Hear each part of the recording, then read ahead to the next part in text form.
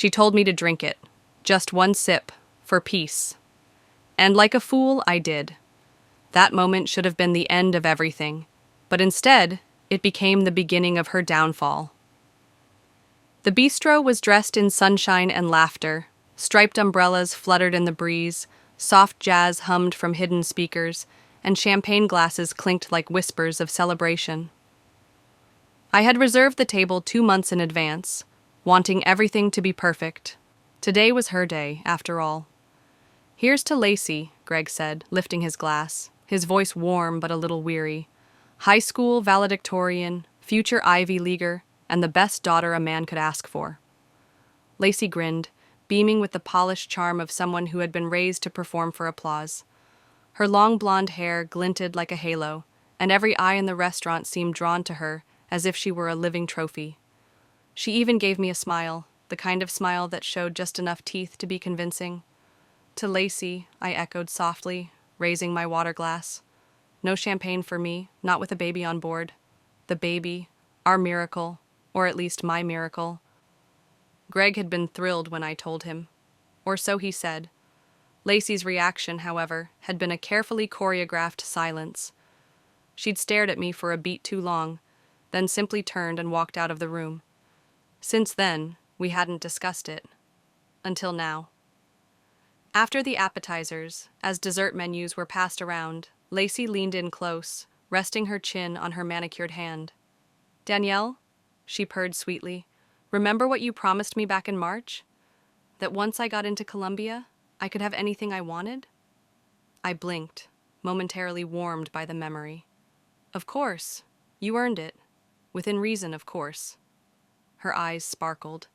"Then I know exactly what I want." She reached into her tote bag and pulled out a vibrantly colored drink, a pink boba tea in a plastic cup, covered with hearts and flowers. "This is for you," she said. I laughed, confused. "What's this?" "My wish," she said, placing it directly in front of me. "Drink it. Just a sip." Greg was scrolling through his phone, not paying attention. The waitress returned to ask about dessert. Lacey waved her off with the effortless authority of a debutante. I picked up the cup. It was cold. Sticky condensation slid down the side. I took a cautious sip. It was off. Sweet, but too sweet. Thick, like it had been doctored. The aftertaste lingered oddly. I placed the cup down slowly. "Okay, what's the wish, Lacey?" She tilted her head. That's when I saw it. The edge beneath her smile. "I want you to terminate the pregnancy." Silence fell like a shroud. I stared at her, not sure I heard correctly. "What?" "That's my reward, the abortion."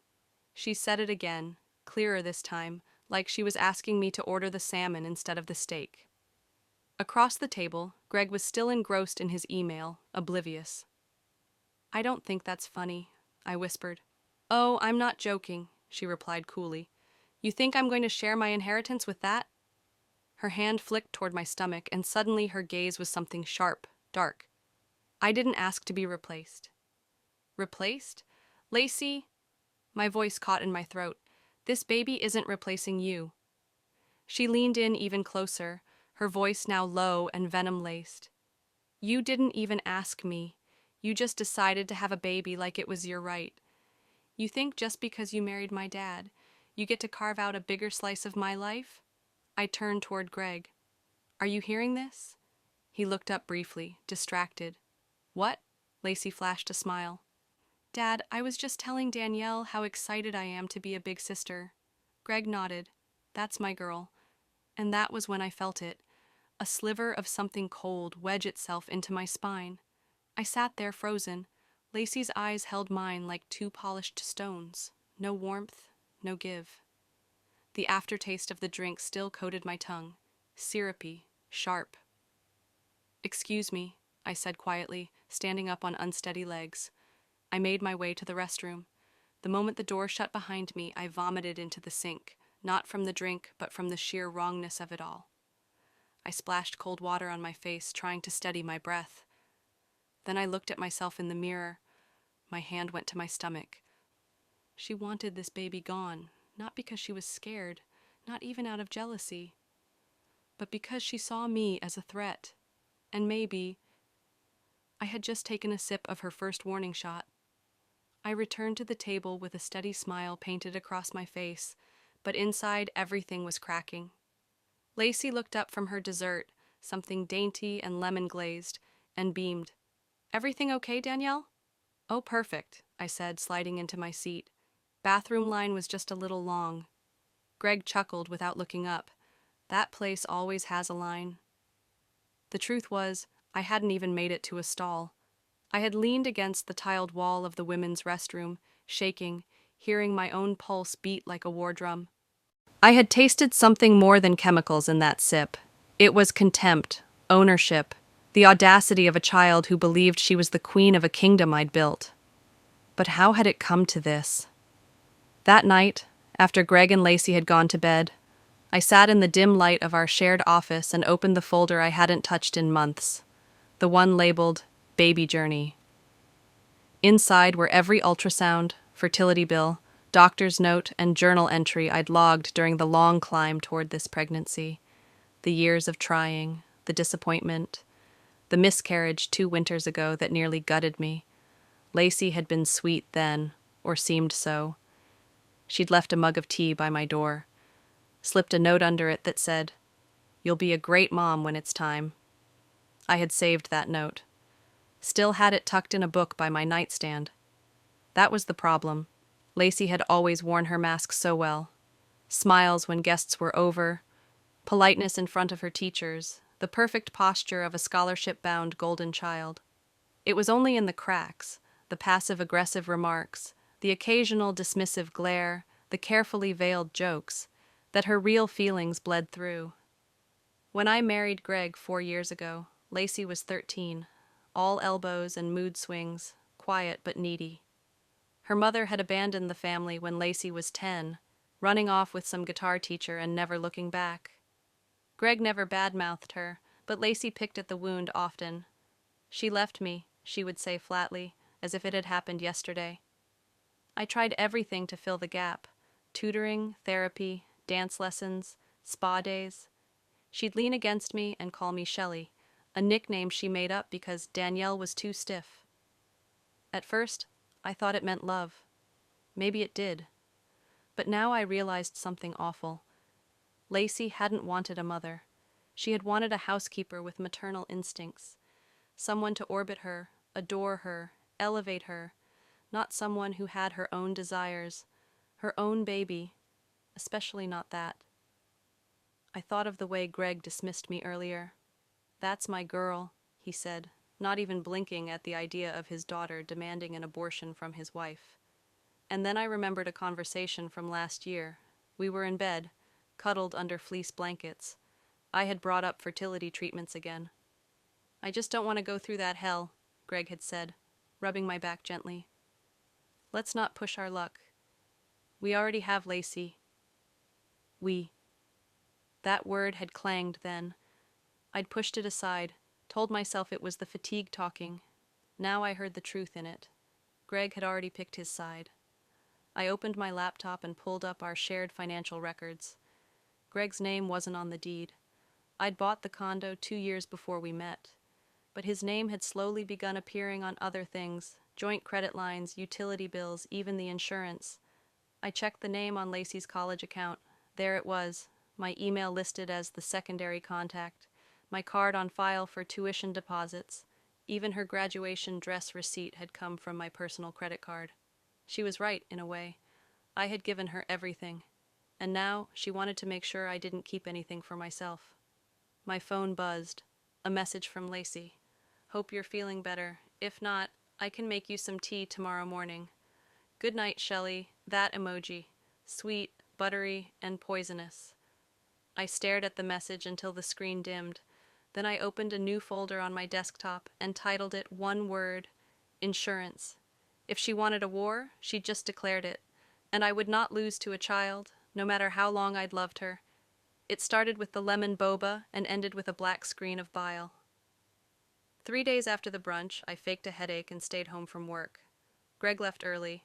Lacey hadn't come back from her friend's house yet. I stood in the quiet kitchen, staring at the half-empty cup she'd given me, still in the fridge, like it was mocking me. I put on gloves, sealed it in a Ziploc bag, and labeled it Sample A. Then I went to her room. It felt like walking into a boutique curated by an unstable mind. A ballet slipper pink wall, a full-length mirror with ring lights, candles labeled things like anxiety detox and no more sadness. On the desk sat a laptop, locked, of course. But tucked under a stack of textbooks, I found her iPad. No password. God forgive me. I opened it.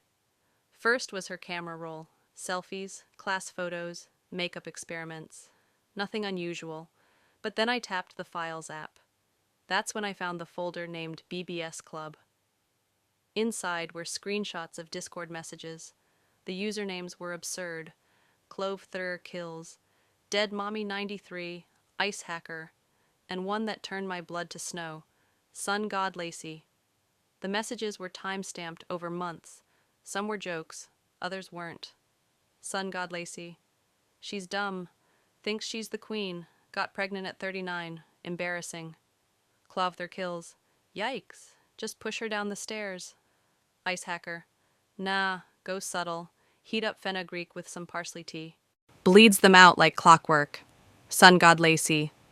OMG, stop, pup, you're evil. Teach me. I scrolled further. Sun God Lacey. I gave her a drink today. Doubled the syrup, added the mix. Fingers crossed. My hands shook. What mix? I googled fenugreek parsley miscarriage.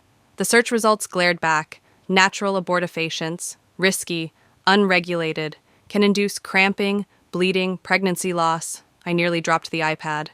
Lacey had been experimenting, trying to naturally eliminate her competition. My baby. I copied every screenshot to a thumb drive and backed it up to the cloud under a decoy file name, Retirement Plan. I needed physical evidence. This would be step one. Then I returned everything exactly as I found it. I left her room with my heart pounding like a kettle drum. That evening when she returned home, Lacey hugged me like nothing had happened. You look great, she chirped.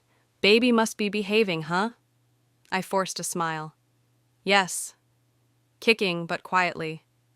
She laughed. I watched her eyes, searching, calculating. She wanted to know if the drink had worked, but she didn't ask. Instead, she pulled out her phone and scrolled absent-mindedly. I spotted the Discord logo in the top corner before she closed it. My stomach turned again. Later that night, I made my move. Using the same iPad, I navigated to the Discord app she had left open. She hadn't logged out. I joined the BBS Club chat from a burner account I created on the spot. No more Shelley. I watched the conversation unfold in real time. Dead Mommy 93. How'd the brunch go? Did she sip? Sun God Lacey. She drank. Now we wait. Ice Hacker. LMAO Savage. If it works, you're golden. No baby equals full claim. Full claim. I wanted to scream.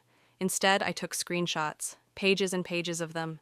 Then, I clicked Lacey's profile. What I saw next made everything snap into place. Her status read, Daughter. Heiress. Future solo beneficiary. No siblings needed. I backed away from the desk like it might explode. I was done playing mother. Tomorrow, I would start planning something different, not revenge, insurance. The next morning, I didn't touch the tea Lacey left on the counter with a yellow sticky note. For your tummy, XO-L. I dropped it straight into a sealed bag and placed it beside the boba cup in the fridge, my private evidence locker. Then I calmly told Greg I needed to talk. He looked up from the sports section. About what? About Lacey. He set the paper down with a sigh. What did she do now? She tried to poison me, Greg blinked. What? She laced my drink. With natural abortifacients.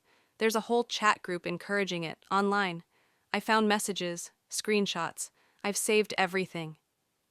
I expected outrage, fury, protective rage. What I got was denial. He leaned back, rubbed his temple. Jesus, Danielle. This again? My jaw dropped. This again? She's a teenager. They say crazy stuff online. It doesn't mean she actually did anything. You're overreacting. Overreacting. She gave me a drugged drink, Greg. She gave you tea, he snapped. You're looking for reasons to hate her. That's the truth, isn't it? I stared at him, stunned. Lacey walked into the room then, barefoot, hair tousled, rubbing her eyes. Morning, she murmured, heading straight for the fridge. She saw my face, read the atmosphere instantly. Greg stood up, towering behind me. Danielle says you tried to poison her, he said flatly. Lacey froze. Then, her eyes filled with tears on cue. What? She says you're part of some online group, Greg continued. Something about herbs? Lacey turned to me slowly. You went through my stuff? You drugged my drink, I snapped. Don't pretend. Her tears spilled. Are you serious right now? I made you tea. For your nausea. You think I'm trying to kill you? Greg put an arm around her shoulders. Okay, that's enough. Everybody calm down. No, I said, my voice rising. Let's not calm down. Greg, your daughter is plotting ways to make sure I lose this pregnancy. She's been online bragging about it. She's calling herself Sun God Lacey. Does that sound normal to you? Lacey whimpered. I didn't mean anything by it. It was a joke. You don't even like me. Why would I want to compete with your baby? I raised you, I growled. I paid for your therapy, your piano, your damn SAT prep. Because you wanted to look like a good mom, she screamed back. You don't love me. You just want everyone to think you saved the poor broken child. But I see you. You're fake. And now you want to cut me out. The words cracked through the air like ice splitting on a lake. Greg stepped between us. Stop it, both of you. Lacey sobbed harder, burying her face in his chest. She hates me. She always has. No, I said coldly. I loved you so much. I forgot to love myself. Lacey froze. Greg looked stunned. I turned to him. I'm done, with both of you. He followed me into the hallway. Danielle, please. She didn't do anything. I spun on him. You haven't even looked at the evidence. Do you want to see the chat where she says, no baby equals full claim? His face tightened. You want to know what that means? I said. She thinks if I lose the baby, she'll inherit everything. And you? You let her believe it. I didn't tell her that, he muttered. She's confused. Grieving her mother, she's scared. No, I said. She's cruel.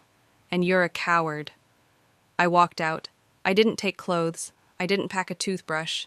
Just my laptop, the thumb drive, and a file labeled prenatal, do not delete. It wasn't a breakdown. It was the beginning of a war. The first time I tried to become a mother, I was 29, married to someone else, and foolishly full of hope. His name was David. Clean suits, clean lies. He didn't want children, but he never said so until after we married. Maybe in a few years, he used to say, patting my head like I was a loyal pet. When I found out I was pregnant, he said nothing. Just watched the miscarriage unfold like a movie he didn't want to pause. I left him at 31 with a suitcase and a hollowed-out heart. The day I met Greg, I told myself he was different. Steady, quiet, kind, a single father just trying to do right. He said he wanted a partner, not a project. And Lacey, she was 13, glassy-eyed and wounded, sharp as a hawk and just as distant. I didn't try to replace her mother. I tried to be something safe. She had night terrors at first. I'd sit beside her bed and hum lullabies. Once, when she was sick, I slept in a chair near her bed, replacing the cold cloth on her forehead every hour. When she had her first panic attack at school, it was my number she called. Not Greg's.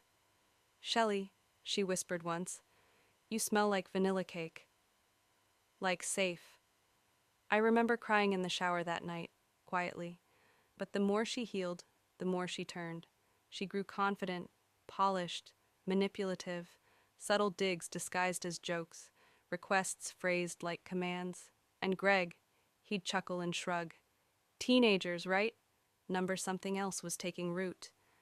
There was the year she deliberately tanked her grades after Greg told her he couldn't afford a vacation. I picked up the cost for a last-minute beach trip. Suddenly, her grades were straight A's again. Or the time she told me Greg had cheated on me, just a week before my birthday. It wasn't true, but she watched my reaction like a scientist measuring an experiment. I swallowed every red flag like communion. My therapist once asked me why I stayed. I told her I was rewriting my story. I told her love could fix anything. Now I realize what I was really trying to do. I wanted to prove to myself that I could matter in a family, that if I gave enough, if I bled enough, I'd finally earn a place that couldn't be taken. I mistook usefulness for belonging. When I finally got pregnant, it felt like the universe was saying, "You did it. You endured. You get to keep something this time." But Lacey, she saw it differently. She saw it as theft. And Greg, he saw it as inconvenient. That was the final price. Every ounce of strength I had poured into rebuilding a broken home had only served to make it theirs. Now I stood outside that very home, keys in hand, not moving. I stared at the door. Inside were my old dreams, curled up beside my old illusions.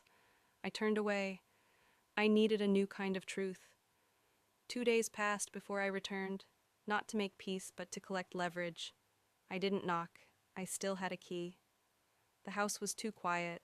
No blaring Netflix, no kitchen clatter, no Lacey humming faux innocent tunes, just the low hum of the fridge and a tension I could chew through. Greg stood in the living room like he'd been waiting for a fight. Lacey sat on the couch, legs crossed, a bowl of cherries on her lap. "I told you she'd come back," she said, popping one in her mouth. I set my bag on the floor. "I'm not here to talk," I said.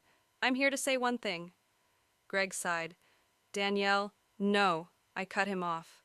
"Not a word from you." He closed his mouth. Lacey smirked, juice staining her lips. "This about the drink again? You're really dragging this." I looked at her, calm and cutting. "Number, this is about what happens now." I walked to the table and pulled out a folder. Inside were printed screenshots, Discord messages, the herbal mixture, the chat about full claim. Lacey leaned forward, eyes narrowing. "You snooped?" "I secured evidence," I said flatly. "This is called preemptive protection." Greg opened the folder. He didn't speak. His eyes moved fast, too fast, like he'd seen it before. I saw the flicker of recognition. "You knew," I whispered. Greg hesitated. Lacey froze. "You saw this," I said. "You knew." "She's a kid," he finally said. "She was angry. She didn't do anything serious." My stomach turned. "You let her lace my drink, Greg." "I didn't let her. You didn't stop her." He opened his mouth, then closed it. I turned to Lacey. "You wanted me gone so badly, you tried to do it from the inside out." She said nothing. "You made your choice, so here's mine." I reached into my bag and dropped 2 envelopes. Divorce papers, a restraining order request. Greg paled. "You're ending the marriage?" he asked, his voice small. I nodded. "And pressing charges. You can explain to the police why your daughter's herbal experiments were on my food." "You wouldn't—" "I already did. They'll be in touch." Lacey launched from the couch. "You can't do this. You're just a stepmom." I laughed, dry, empty. "No, Lacey, I was a stepmom. Now I'm just the woman who's done playing the maid in your messed up kingdom." Greg looked lost. "You don't mean this." I met his eyes. "Oh, I do." Then I picked up my bag, walked to the door, and said without flinching, "Enjoy your castle. You built it on bones." The first shift came quietly. My lawyer called 2 days after I filed the paperwork. "Danielle," she said, "you're going to want to see this." She emailed over a private inquiry. Columbia University had contacted her firm to confirm a letter from me regarding character references. I hadn't sent any, but someone had submitted one, claiming to be me, accusing Lacey of emotional instability and violent tendencies. Forged. Sloppy. Traceable. Lacey was panicking. I didn't call, didn't message. I let the silence work. In response, Greg sent flowers, white lilies, and a card that said, "Let's not ruin everything over one mistake." The arrogance of it stunned me. One mistake? You stood there, Greg, as your daughter tried to erase a child from my womb. But then came the real consequence. A text from Greg's boss. "Hey Danielle, sorry to be intrusive. Did Greg tell you he took a leave of absence? Everything okay? Leave? I hadn't known, but that was the domino I needed. The next morning, I received a knock on the door. Not Greg, not Lacey. It was Natalie, Lacey's childhood friend. She looked uneasy, clutching her bag. "I think I should give you this," she said, holding out a USB drive. Inside were screen recordings. Lacey, bragging. "She thinks she's got power? I'll have that house by summer." Snippets of her laughing, saying she'd spice up my food, her mimicking my voice in cruel, high-pitched tones. Natalie's voice cracked. "I didn't know it was this serious. I'm sorry." I thanked her and added it to the evidence. That night, I saw Greg on the evening news. Footage of him exiting his company building, chased by reporters.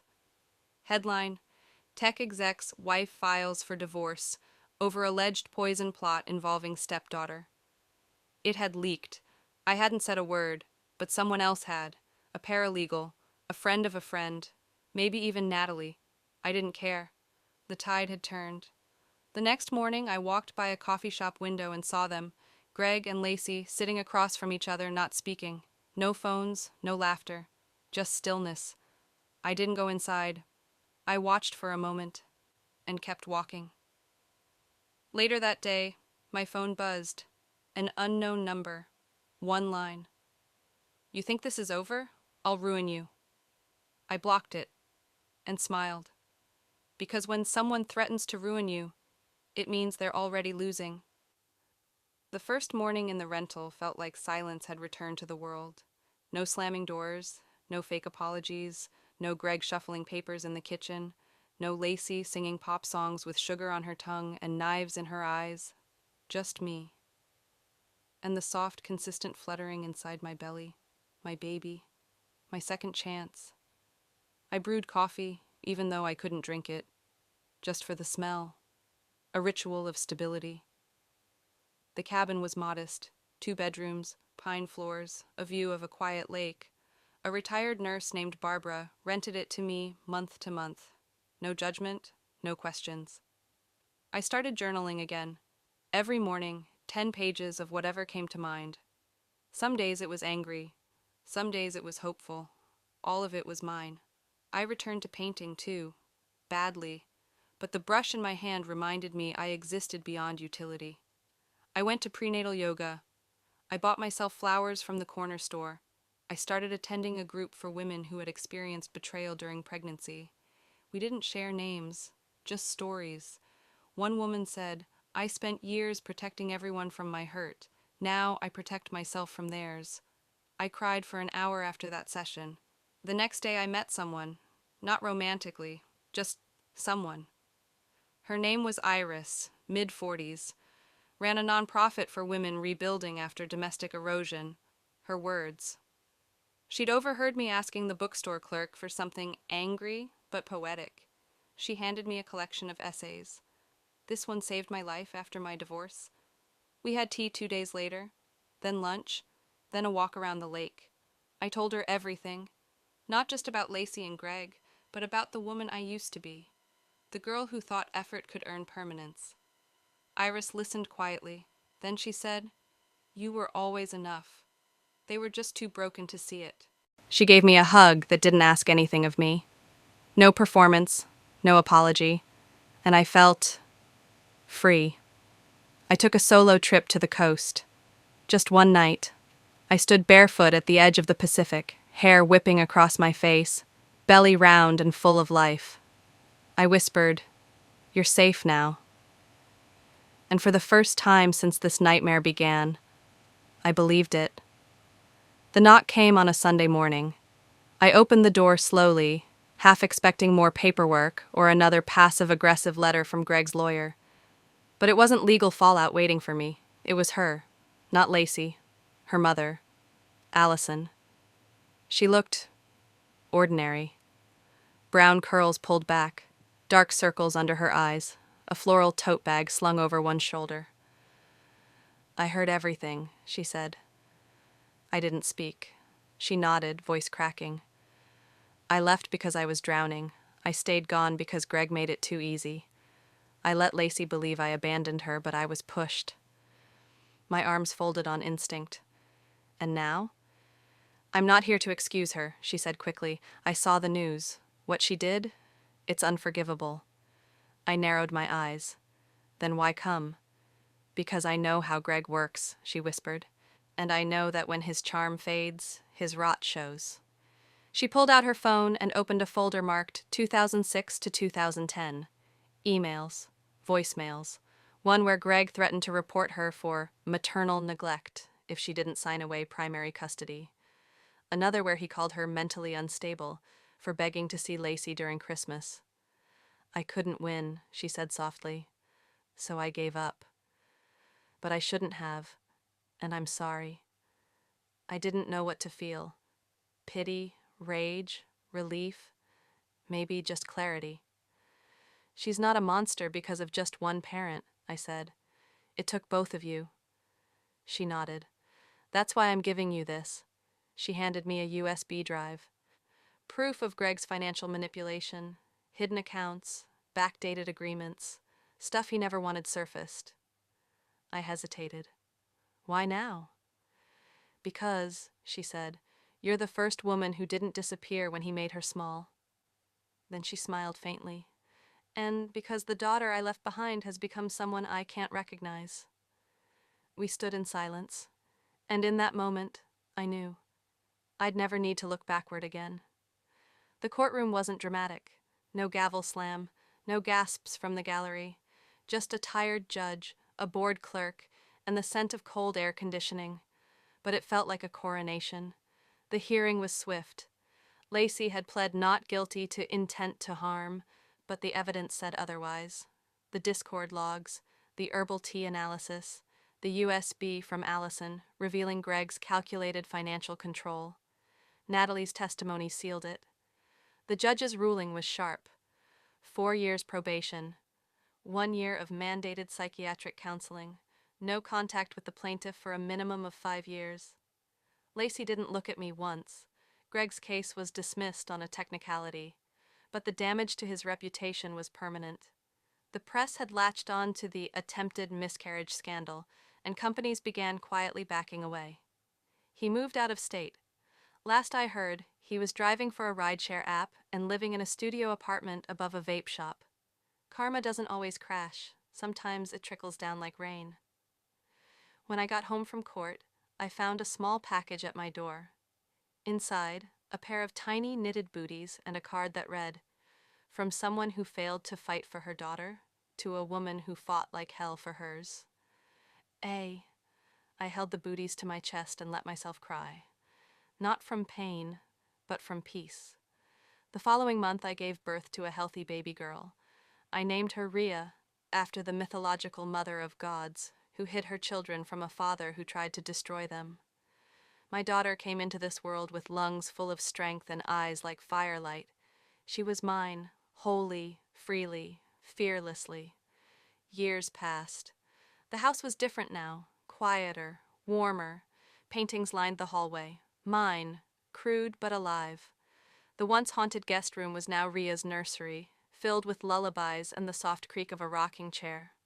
One day, when she was old enough, I'd tell her the truth. Not the poison, not the court case, but the deeper story that no matter how many people try to diminish your worth, your peace is yours to reclaim. I watched her sleep one evening, her chest rising and falling like waves against the shore, and I whispered, "They tried to erase you before you were even born." Then I smiled.